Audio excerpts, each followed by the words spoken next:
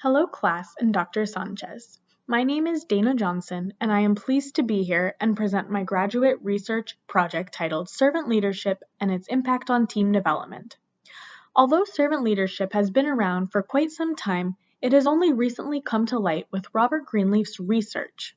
Servant leadership is the only style which has a wholly altruistic approach, making it highly conducive to positive team development to be discussed throughout this presentation. Let's get started. I hypothesize that servant leadership promotes successful team development. Although not without its criticisms, servant leadership is unique in that it provides a highly versatile and highly altruistic approach to leadership styles. Due to these factors, it can positively impact a company's culture, their knowledge-sharing climate, and increase their overall effectiveness. During this presentation, I will begin by discussing servant leadership, providing definitions and the background of its relatively short lifespan. Next, I will support my claim of positive team development using this leadership style through scholarly literature reviews, providing an overview, and offering insight into the article's suggestions, limitations, and conclusions. Next, I will provide some common critiques of the leadership style, followed by its more plentiful and apparent strengths.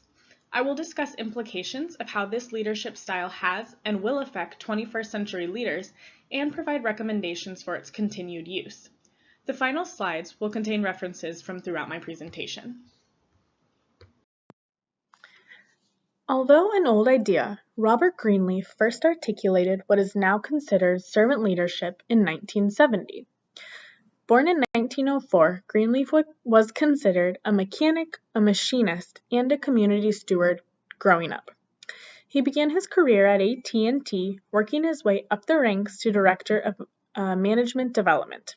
It was here that the idea of a servant leader first began to form as he noticed that successful companies existed for the person as much as the person existed for the organization. Following his career at AT&T, Greenleaf was inspired by an idea he had read about in Hermann Hesse's story, Journey to the East. However, it presented a paradox, leaders as servants.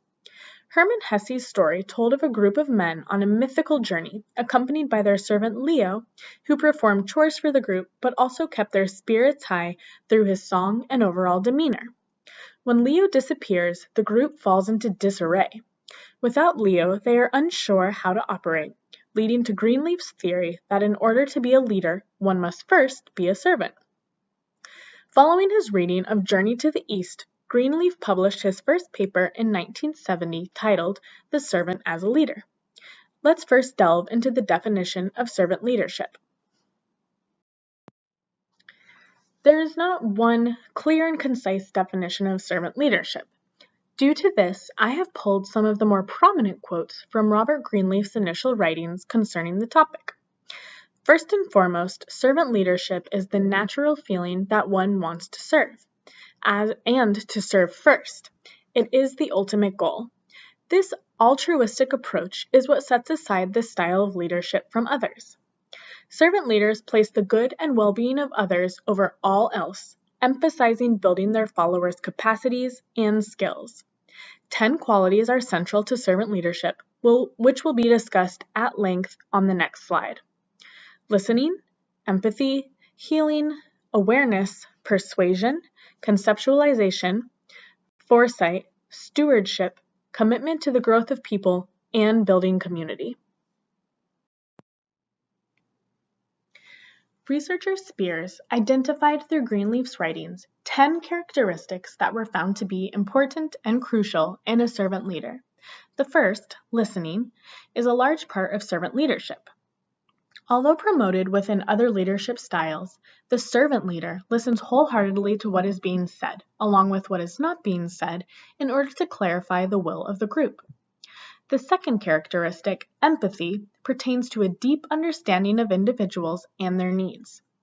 The servant leader assumes the good in coworkers, accepting and recognizing them for their uniqueness. Healing is the third characteristic and refers to servant leaders attempting to help and understand those who may be broken from prior emotional hurts. The servant leader attempts to heal them and their relationships with others in order to make them whole again. General awareness as well as self-awareness, the fourth, is valued in servant leaders. This awareness helps them to understand issues involving ethics, power, and values. Persuasion, the fifth quality, is often negatively connotated. However, in this case, it means seeking to convince others rather than coercing their compliance. It also includes building consensus within groups, harkening back to listening and awareness. The sixth characteristic is conceptualization and means that a servant leader must nurture those around them to pursue and achieve their dreams. As with persuasion, the servant leader is able to convey the company's goals to others and convince them that is a worthy and desirable one. Along the same lines of conceptualization, foresight is the ability to foresee the outcome of a certain action. Servant leaders must be aware of the past choices and consequences, prompting them to make positive decisions for the company moving forward. Stewardship is defined by Peter Block as holding something in trust for another. The servant leader must hold the organization in trust for the greater good of the community to be seen in characteristic 10. Servant leaders are committed to the growth of their people, encouraging them to make personal and professional development choices. This can be seen in a servant leader's allotment of funds for regular training required for all company. Finally, the servant leader seeks to shift awareness from solely the organization to the organization's impact on those around it. Altogether, these 10 characteristics are seen in servant leadership's actions and define how they lead, with service to others as a priority. The servant leader model was first developed only 10 years ago by Linden, Wayne, Zhao, and Henderson. It has since been updated in 2014 by Linden, Panaccio, Hu, and Muser. For this presentation, I will rely on the most recent version of servant leadership. According to the researchers, servant leadership has three main components: antecedent conditions, or things that need to take place prior to servant leadership occurring; servant leadership behaviors, all of which closely mimic servant leader characteristics; and leadership outcomes. The first component, antecedent conditions, refers to the context and culture, leadership attributes, and follower reciprocity. Of course, each of these factors will impact the effect of servant leadership. Secondly, servant leadership behaviors must be taken into consideration. Factors such as conceptualization, putting followers first, and behaving ethically are again all very closely tied to the servant leader characteristics and therefore success. Once these two components have been considered, the final question is, of course, so what are the outcomes of servant leadership? Follower performance and growth, organizational performance, and societal impact are the three rocks of servant leadership outcomes. The servant leader aims to inspire their followers to reach their own personal goals, giving them control of the future. Additionally, servant leadership will positively affect the organizational performance. With motivated and inspired followers, organizational effectiveness is sure to increase. Finally, with ethics and awareness being in the forefront of servant leaders' minds, the community around them will also benefit. These outcomes, however, are merely how servant leadership is supposed to function. This researcher, as well as Greenleaf, posed some questions regarding the nature of servant leadership. He asks, do those who are being served grow as people and in turn want to inspire those around them to do the same? Is it a cyclical effect? Does being served inspire them to serve others? And in turn, will the company benefit from this type of leadership? This researcher asserts that the answer is yes. Let's take a look at some scholarly research in order to provide evidence for this claim. Research from Hu and Linden provides our first examples of servant leadership effectiveness. We begin with definitions.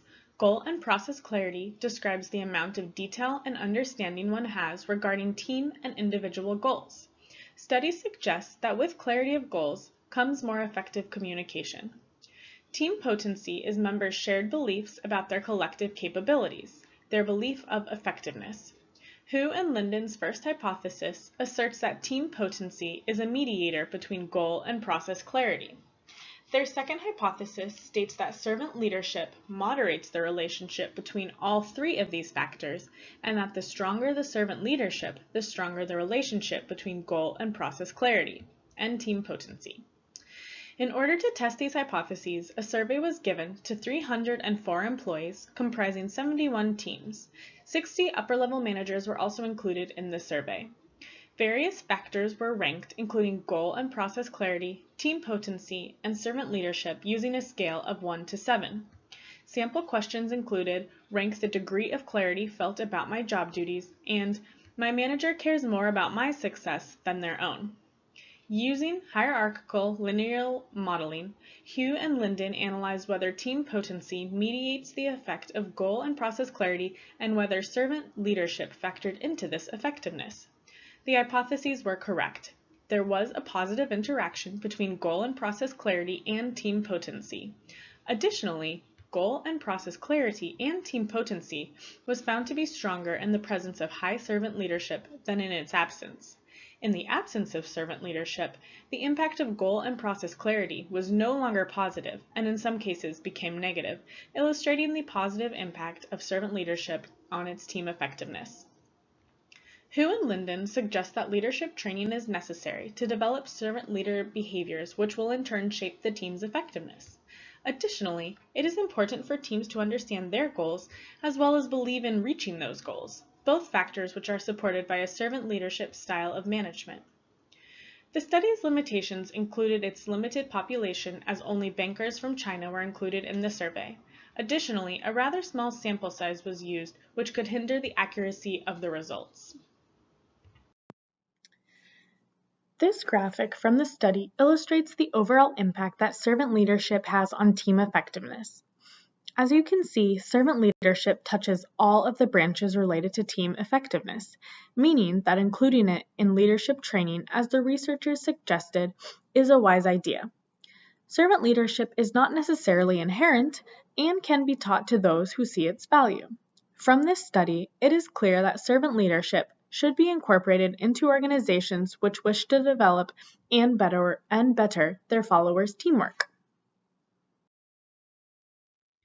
The second piece of research, which supports the claim that servant leadership promotes positive team development, was written by authors Song, Park, and Kang.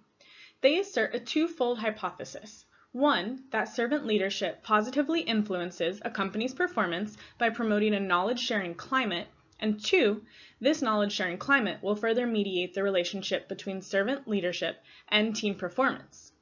Before diving into the methods which were used to test the hypothesis, it should be worth noting that a knowledge-sharing climate increases a company's success through faster knowledge deployment to all areas of the organization, according to a study done by Al-Alwi, Al-Marzuki, and Muhammad. Participants in this study also demonstrated that knowledge sharing was a deeply popular and positive idea, in spite of the fact that others might take advantage of their knowledge for selfish and personal gain. Now back to Park, Song, and Kang's study. In order to test their hypothesis, the researchers collected almost 2,000 survey forms from direct sales representatives. The 2,000 sales representatives were nested within 67 larger sales teams. Using a scale of 1 to 7, with 1 meaning strongly disagree and 7 meaning strongly agree, participants answered questions related to servant leadership, knowledge-sharing climates, and team performance. The survey data was then analyzed for correlations and hypothesis confirmation. Using statistical analysis, the researchers found that both of their hypotheses were supported. A knowledge-sharing climate was found to be positively associated with team performance and mediated the relationship between servant leadership and team performance. In other words, the underlying factor of knowledge sharing is what caused servant leadership and team development to work together so cohesively. Due to servant leadership being a positive vessel for knowledge sharing, organizations should do their best to hire servant leaders or train those who are not, and work to remove barriers that might prevent knowledge sharing within a company. Of course, the study is not without its limitations, as the study was conducted in a small and distinct population, South Korean beauty sales. Additionally, individual level variables was not controlled, which may influence the effects, such as personalities and specific attitudes. The third study supporting servant leadership and its effects on team development was performed by Hunter, Newbert, Perry, Witt, Penny, and Weinberger. They propose a handful of separate but related hypotheses. However, for the purposes of this study, I will only be focusing on the first 5. In order to gain more credibility, the study uses a multi-source model focusing on store-level and individual-level criteria. Store-level has been rated by followers and regional managers, while individual levels have only been rated by their followers. The first hypothesis states that leader agreeableness is positively related to follower perceptions of servant leadership. This relates to servant leadership behaviors and characteristics, as empathy and putting followers first is likely a sign of agreeableness. The second hypothesis was that extroversion is negatively related to followers' perceptions of servant leadership. Extroversion runs counter to typical servant leadership qualities, as typically extroverts enjoy being the center of attention and dominating social interactions. Servant leaders, however, focus on listening to others and putting their needs first. They focus on exercising humility and asking what they can do, taking on a less dominant and visible role. The third and fourth hypotheses are individual level servant leadership is negatively related to follower turnover intentions and follower disengagement. In other words, servant leaders are less likely to see turnover and disengagement due to this leadership style. The final hypothesis, and perhaps the most interesting, is that store-level servant leadership is positively related to follower helping behavior. The researchers assert that servant leaders will inspire others to do as they have done, helping out as they have been helped themselves. These hypotheses will provide servant leadership with much credibility if they are found to be true. In order to prove or disprove the hypotheses, 385 stores participated in the study who identified servant leadership as a core value in their mission statement. Managers of stores were sent a survey in which they self-rated their personality using a scale of 1 to 10 and questions such as, "I know how to captivate people," and rated their follower behaviors, specifically related to helping aspects. Employees of the store were asked to rate a number of items, including manager-servant leadership behavior, using questions such as, "My manager holds the employees to high ethical standards," company climate, their personal turnover intentions, levels of engagement, and their own helping behaviors. In order to analyze the findings, the researchers performed appropriate regression analyses comparing store-level traits such as the leader's perceived amounts of agreeableness and individual-level traits such as the employee's desire to leave the company. The findings held true to the hypotheses. Agreeableness was positively associated with servant leadership, while extroversion was seen negatively. Additionally, servant leadership was associated with lower turnover intentions and with higher engagement. Perhaps one of the most important outcomes of the study noted that servant leadership at the store level was related to higher follower helping levels, indicating a connection between the leadership style and the positive influence it has on those around it. The study finds that those with agreeable yet introverted personalities are more likely to be perceived as servant leaders, making it necessary to train leaders on how to be humble when guiding their teams. The beneficial effects of servant leadership should certainly be considered in other organizations, as turnover rates were seen to decrease while employee engagement improved. Although the study used a multi-level, multi-source data to assess servant leadership, one of its limitations is the single organization, retail stores, in which the study was conducted.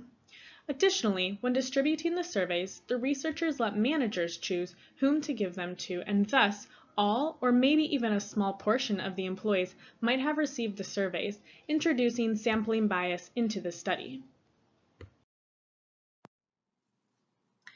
Before summarizing servant leadership's strengths, let's take some time to assess its critiques. As with all leadership styles, none are without their faults. As servant leadership is a relatively new style, little research has been conducted concerning its weaknesses. Servant leadership is first and foremost limited by its paradoxical nature. The title of this style allows others to view it as whimsical or unrealistic. Although it incorporates influence into its behaviors, how influence is achieved is not fully explained. This ties into another related critique, that it is perhaps too utopian in its ideals. Rarely are directing, concern for project completion, or other common leadership behaviors mentioned. Instead, the focus is solely on the employees and their ability to be developed and listened to. Viewing servant leadership through the lens of morality also makes it difficult to study, as again, it cannot be quantified. Author Nordhaus also cites that conceptualizing is an unclear leader characteristic, as its rationale is not clear. Although indeed important to foresee problems and have a vision in mind for the future, it is unclear how it ties to servant leadership's focus on people. Researchers Stone, Russell, and Patterson highlight a final criticism of servant leadership. They assert that due to its reciprocal nature, in other words, you do something for someone and expect them to return the favor, can be manipulated by either the leaders or the followers. Those who seek to be servant leaders but have poor motives can encourage others to return negative acts of service. This can be used to manipulate and negatively engage those who are considered followers. In order to ensure that servant leadership relies on positive reciprocation, acts of service should not be paid to the leader, but instead to others, expanding the circle of influence and avoiding potential "you scratch my back, I scratch yours" situations. During servant leadership's relatively short lifespan, the question has been posited as to what is the difference between servant leadership and other styles, primarily transformational leadership. Indeed, although they do have similar characteristics such as inspiration, although transformational leadership is in a more charismatic and outgoing way, concern for others and integrity, one quality sets apart servant leadership, and this is the quality that allows it to make such a profound impact on organizations. The leader is first and foremost focused on its employees. Although transformational leadership demonstrates care for employees, their concern for the followers stems from a focus on achieving organizational objectives. Servant leadership is focused on the people and what can be done to develop them as individuals. It is the only style that frames the process around caring for others. Additionally, it is not explicitly described how exactly servant leaders are supposed to influence their followers. However, it can be argued that this non-traditional way is beneficial to all involved. Rather than controlling the situation and dominating conversations, servant leaders seek to listen first, hearing feedback from the followers and allowing them the power to make their own decisions. Next, servant leadership admits that it is not open to all types of environment. Although highly versatile, most of the research done admits it was performed in a specific environment, i.e. retail or banking from our previous sources, and may not work where followers have no desire to be guided and empowered. However, in situations where this desire is wanted, servant leadership is highly effective. This researcher asserts that servant leadership can be applied to all organizations. However, the attitudes of leaders and employees must change as leadership is not typically thought of as guiding, equalizing, and staff-centered. Research from the first three literature studies, as well as additional findings from Carter and Baghurst, who studied servant leadership in a restaurant atmosphere, identified servant leadership as a factor for higher employee motivation, engagement, and positive company culture.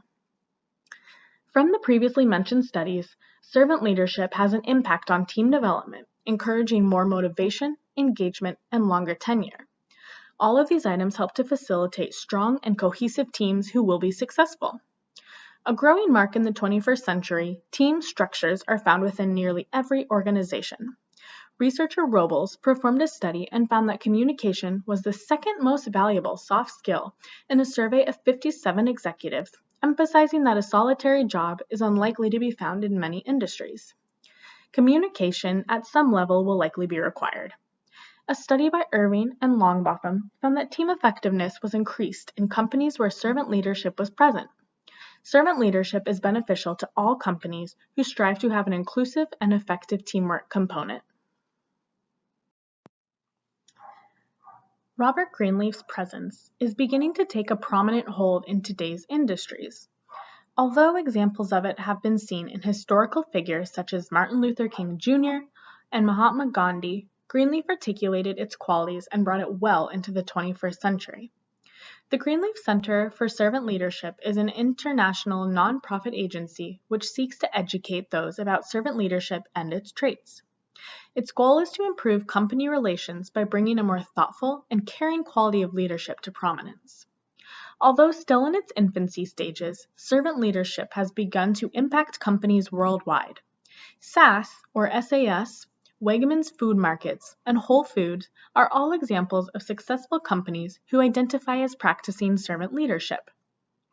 Another example, TD Industries, a heating and plumbing firm, adopted the servant leadership style soon after its formulation. Jack Lowe Sr., the founder, was so inspired by the style that he began distributing copies of Greenleaf's The Servant as a Leader to his employees, encouraging them to gather in groups to discuss its meaning and implication for the organization. Trust is emphasized at this company, with the upper managers holding 25% of the stock and the employees owning the rest. All employees are referred to as partners, emphasizing this balance between leadership and non-leadership. Today, TD Industries is consistently ranked in the top 100 of Fortune magazine's 100 best companies to work for. It was listed as number 73 in 2017. All new TD employees must go through a training in the servant leadership style and receive a copy of The Servant Leader. Both of these items are practiced to encourage the understanding and adoption of this leadership style. In a highly competitive world, ethics has been frequently brought into the spotlight. Companies are scrutinized for their ethical policies, ensuring that codes are up to par and employees are being treated fairly. Take, for example, Equifax Inc. A prominent credit reporting company was discovered as having revealed personal details such as social security information, addresses, and credit card numbers for up to 143 million U.S. customers. Customers were not made aware of the breach until 6 weeks later, 6 weeks after the company's top executives sold $1.8 million worth of shares. Even worse, the experts say that the hack was completely preventable with updated security systems and far more diligence.